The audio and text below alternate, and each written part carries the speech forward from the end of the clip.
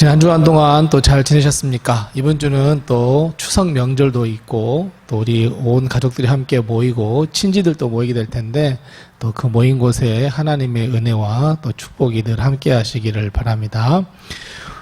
우리는 계속해서 이제 비전이라는 것은 우리가 행하는데, 즉시 행하는데 아주 중요한 의미가 있다. 꼭 그렇게 행해야 한다. 라고 하는 의미로 우리가 성경에 있는 인물들을 통해서 우리가 하나씩 비전이라는 게 이렇구나. 비전이라고 사명이라는 것은 이렇게 행하는 것이구나 하는 것을 우리가 하나씩 우리가 깨달아가고 있는데, 오늘은 신약에 있어 두 번째 인물, 우리가 잘 알고 있는 이 세례 요한에 대해서 하겠습니다. 자, 세례 요한. 우리가 어떤 일이 있습니다. 어떤 일에 목표를 세우고 나면 이 목표를 성취하기 위해서는 여러 가지 것을 가지고 준비합니다. 여러 가지를 준비하고 계획하고 또 어떤 분석하기도 하고 또 어떤 것은 이렇게 됐을 때 어떻게 될까? 이게 이렇게 실패하면 어떻게 될까? 그래서 플랜 1, 플랜 2 이렇게 준비를 다 해놓습니다. 그런데 여기 이 목표를 완성하기 위한 분석 가운데 아주 중요한 분석이 무엇이냐면 환경적 분석입니다. 그러니까 환경을 분석하는 것이죠. 예를 들면 어떤 물건을 하나를 2억에 팔게 될 경우에 여기에 있는 이 환경은 이 물건을 얼마나 소비할 수 있는가, 이 환경적인 어떤 것을 보는 것을 이 환경에 대한 분석이라고 합니다. 그래서 이 환경적인 요인 때문에 실패하기도 하고 성공도 하기도 합니다. 그래서 이 환경이라고 하는 것을 아주 매우 중요하게 여깁니다. 그런데 하나님의 비전, 또 하나님의 꿈, 우리의 사명에 있어서 환경은 사실 별로 중요하지 않습니다. 참 아이러니하죠.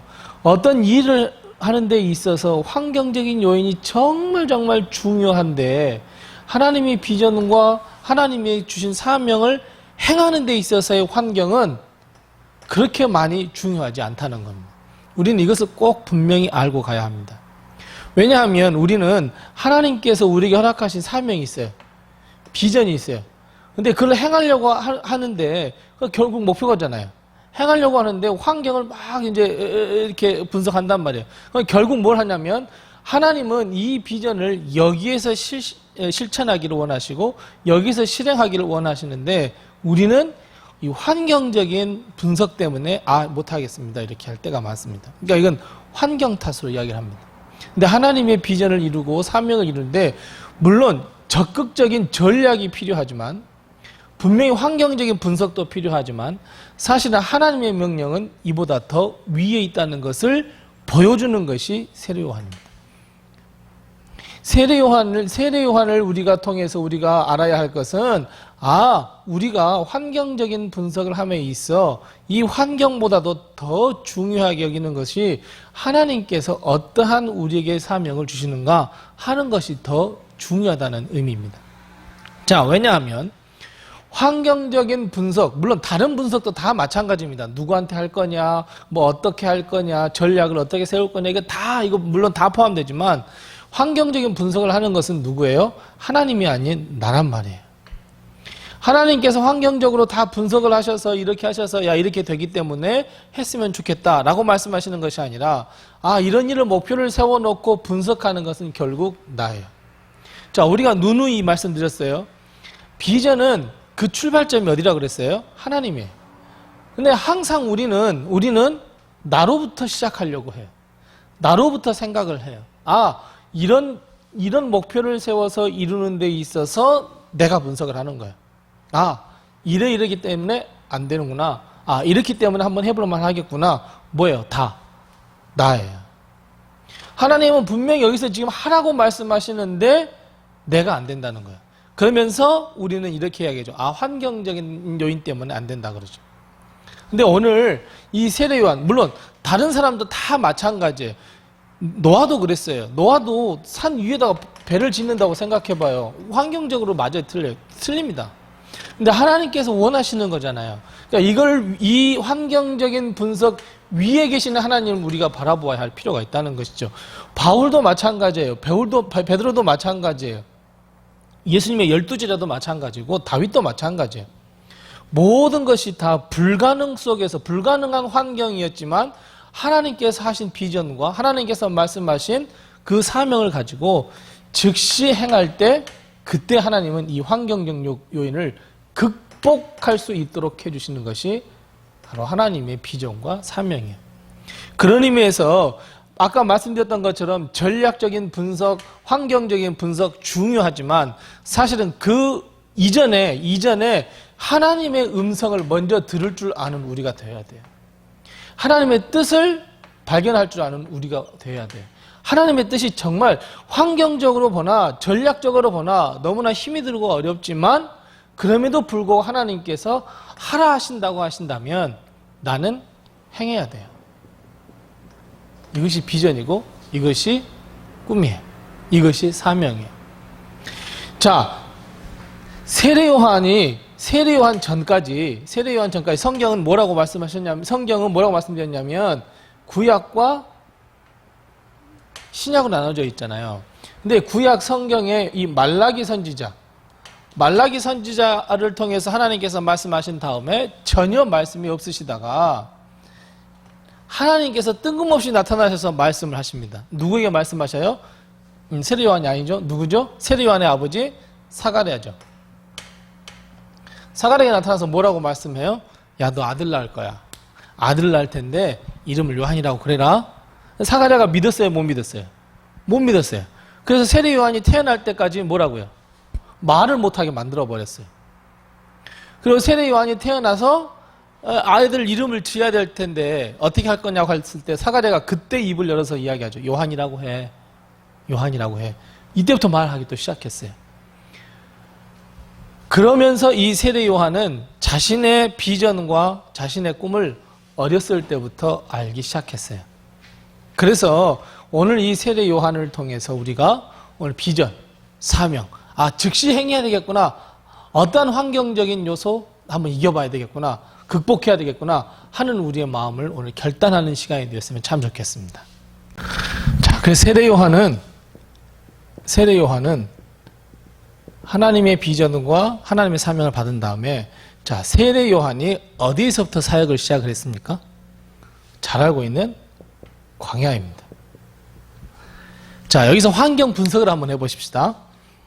세례 요한이 선포한 말씀이 뭐냐면 회개하라, 천국이 가까웠다. 너희 회개해야 돼. 하나님 나라 가까웠단 말이야. 그리고 예수님을 본 다음에 뭐라 그래요? 우리의 모든 죄를 지고 가는 어린 양이다. 이야기를 하잖아요. 이 모든 것이 다 어디에서 이루어져요? 광야에서 이루어져요. 자, 예루살렘 성에서 전도하는 게 좋을까요? 아니면 광야에서 전도하는 게 좋을까요? 예루살렘이죠.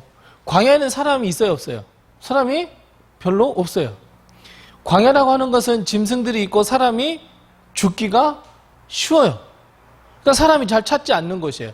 자, 그러면 세례 요한이 복음을 전할 때에 사람들이 많이 모여있는 이 예루살렘 성에서 했다면 참 좋을 뻔했겠죠. 환경적 분석으로 봤을 때, 복음을 선포했을 때 그 효과를 보았을 때 광야에서 외치는 것보다 예루살렘 성에서 하는 게 좋겠죠. 자, 그러면 하나님께서 세례 요한에게 야, 광야에서부터 너희가 예수 그리스도가 오늘 네가 준비해야 돼. 그 모든 광야 길을 평탄케 해야 돼. 라고 말씀하셨단 말이에요. 근데 세례 요한이 곰곰이 생각해 보니까 광야에서 외쳐봐야 사람이 없거든요. 사람이 없잖아요. 들을 사람도 없잖아요. 그러니까 하나님한테 기도해요. 하나님, 광야가 아닌 것 같습니다. 예루살렘일 것 같습니다. 하고 예루살렘에 가서 외쳤다고 생각해봐요. 어떻게 됐을까요, 세례 요한? 즉시 잡혀서 죽죠. 즉시 잡혀서 죽임을 당할 수밖에 없죠. 하나님께서 세례 요한에게 광야가 너의 첫 출발점이야 라고 했어요. 세례 요한은 그 어느 것 따지지 않았어요. 하나님이 주신 비전, 하나님이 주신 사명이구나. 나 즉시 행하리라 그랬어요. 그래서 세례 요한이 회개하라 천국을 가까웠느니라 라고 선포를 했어요. 자, 광야에는 사람이 없어야 맞아요. 그런데 세례 요한이 광야에서 외치자 어떻게 해요? 사람들이 몰려왔어요. 사람들이 몰려와서 세례 요한의 말을 듣고 뭘 받았어요? 세례를 받았어요. 그래서 세례 요한이에요. 세례를 베푼 요한이에요. 성경에서는 세례 베푼 사람 두 사람이에요. 누구예요? 세례 요한하고 예수님이에요.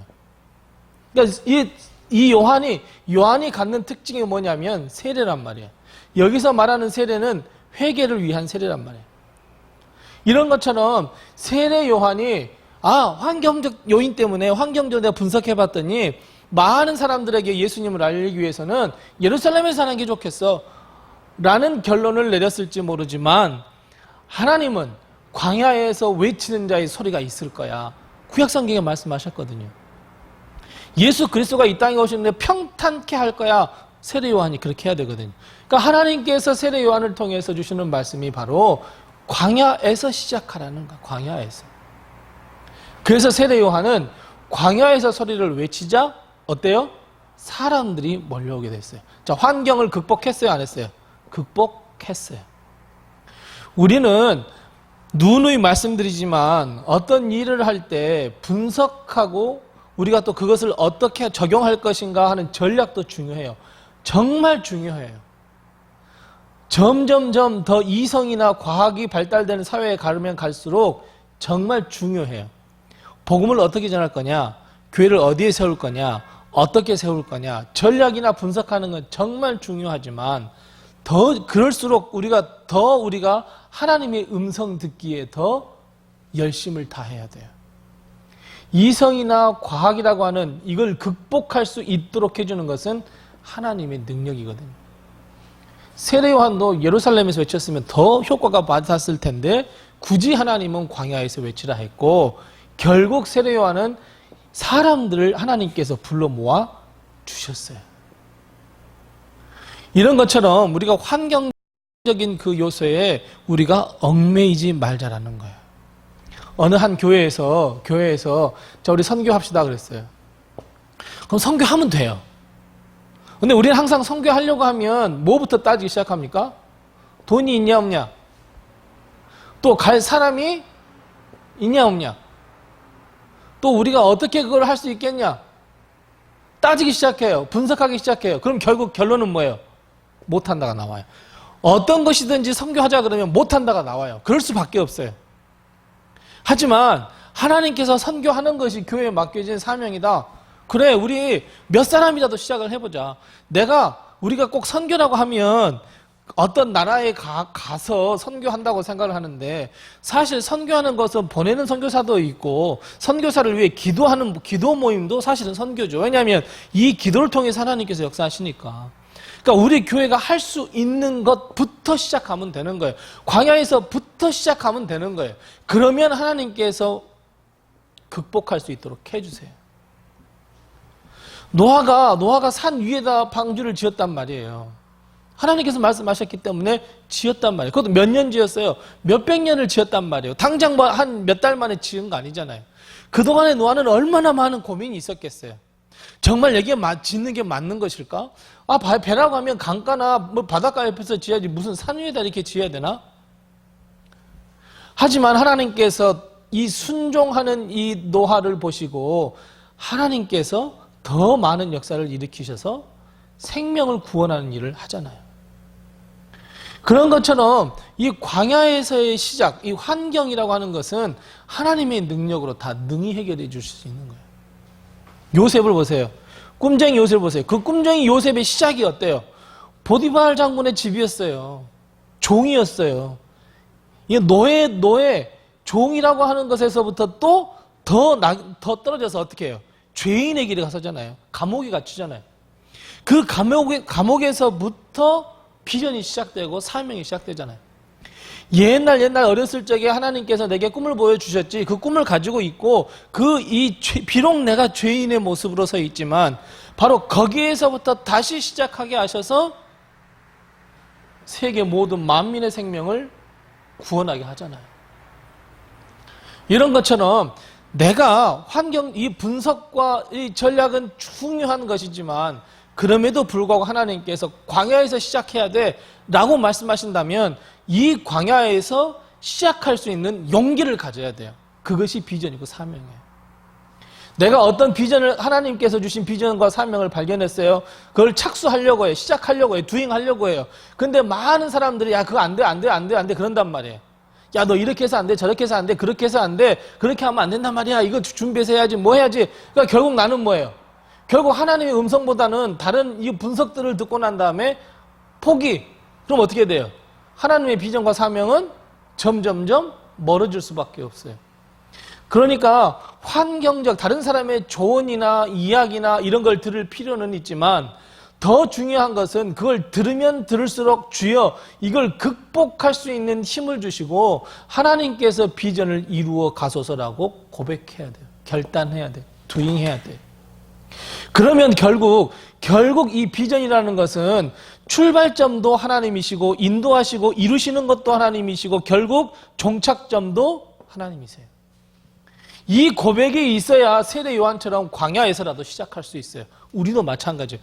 우리도 비전의 사명의 출발점은 하나님, 인도하시고 이루시는 것도 하나님, 종착역은 하나님이야. 우리는 그것을 꼭 마음에 안고 이 모든 여러 가지의 모든 문제들을 하나님께 기도하고 하나님께 맡기고 의지해서 극복하도록 해야 돼요. 극복하면 그것이 의의 면류관이 되고 하나님께 영광이 되는 일이에요. 세례 요한은 그것을 알았어요.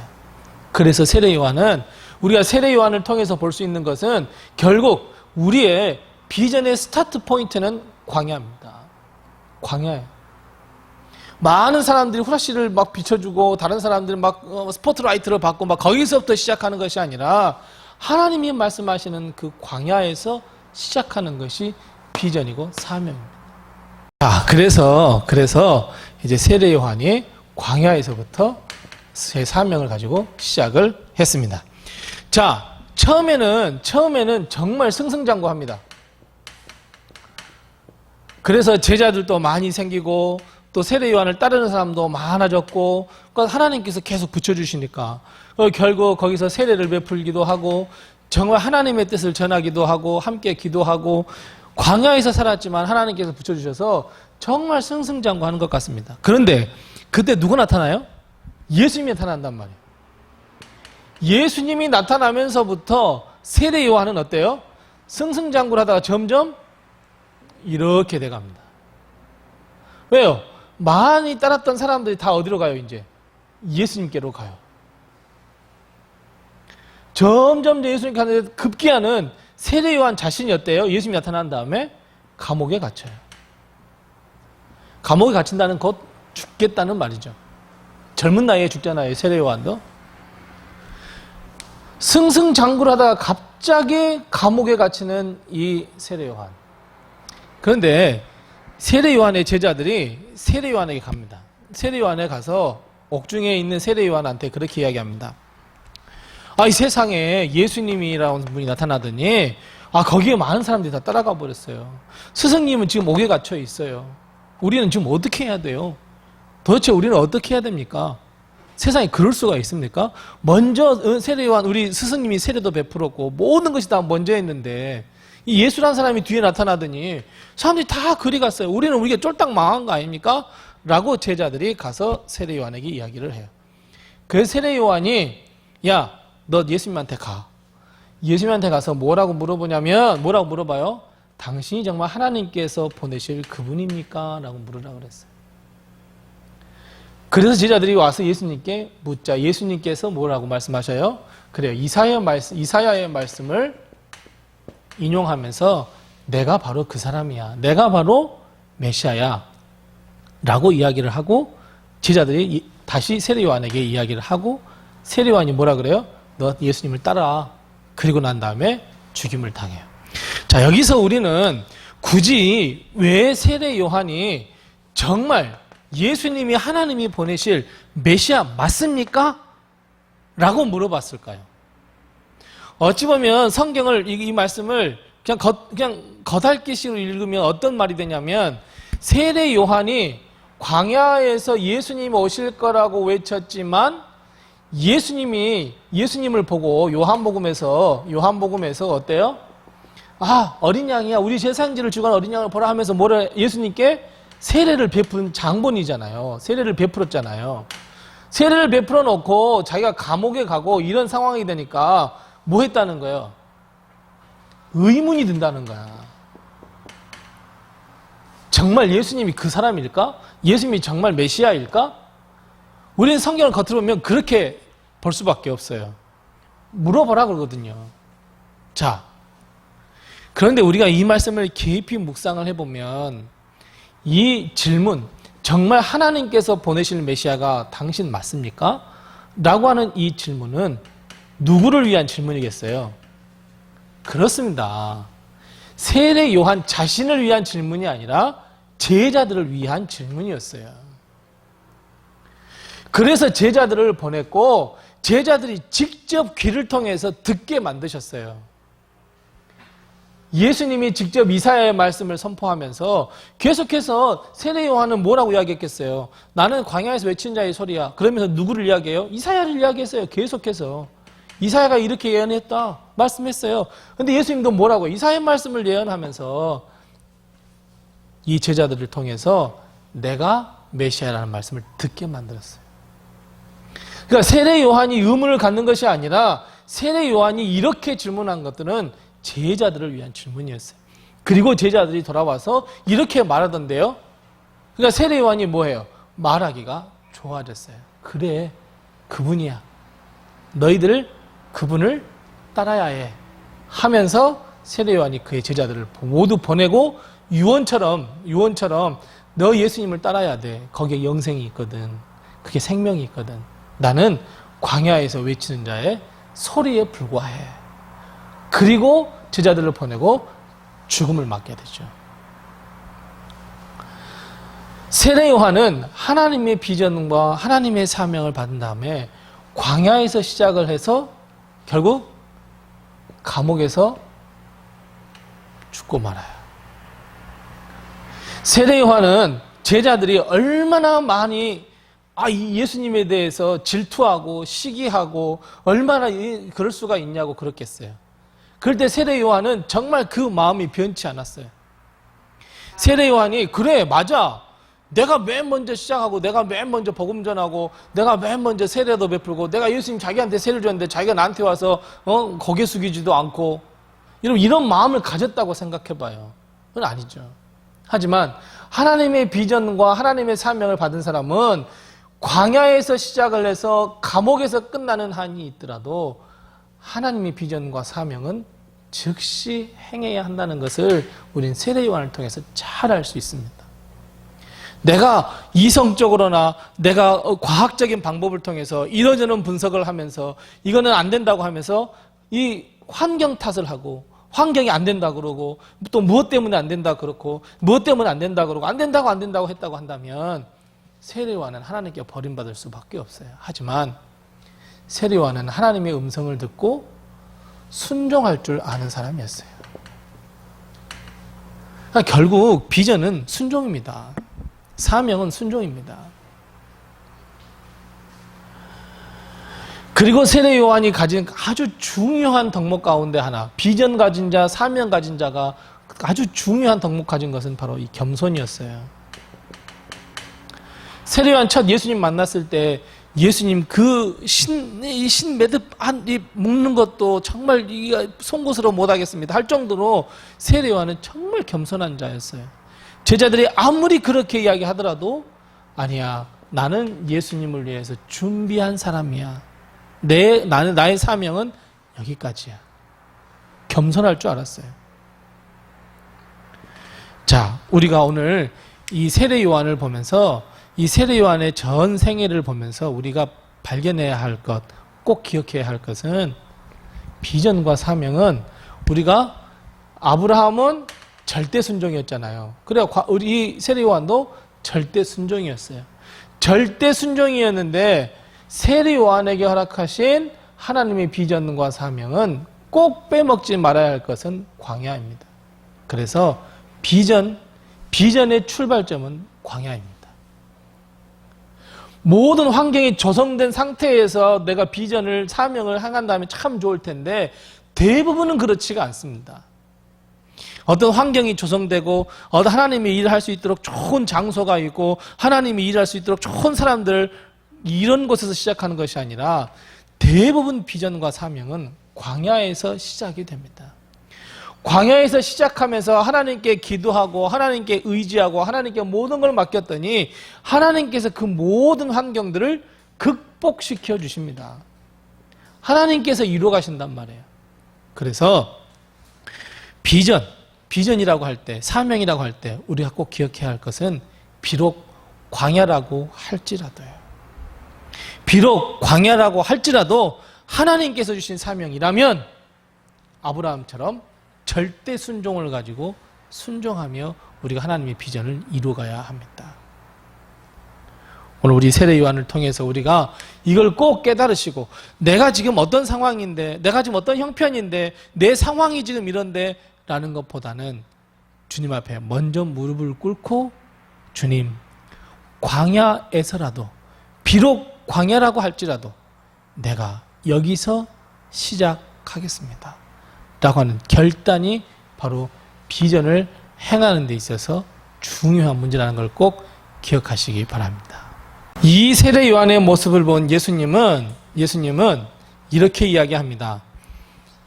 비록 세례 요한이 광야에서 외쳤고 가진 것도 없고 모든 것을 다 주님 앞에 내어주었지만 누가복음 7장에 보면 7장 26절 28절 말씀에 보면 세례 요한은 정말 훌륭한 사람이야. 정말 great man이야. 그리고 28절 말씀에 뭐라고 말씀하고 있어요? 세상의 난자가 이 세례 요한보다 더 큰 사람이 없다 그랬어요. 이런 세례 요한이 비록 광야에서부터 시작했지만 결국 그 정착점은 무엇이냐면 가장 훌륭한 사람이었다는 거예요. 그래서 이 세례 요한의 일이 일어난 것은 바로 광야였습니다. 비록 우리가 사명과 비전을 받고 내가 행해야 할 것이 광야라고 할지라도 우리는 하나님의 비전과 사명을 잘 이행을 해야 합니다.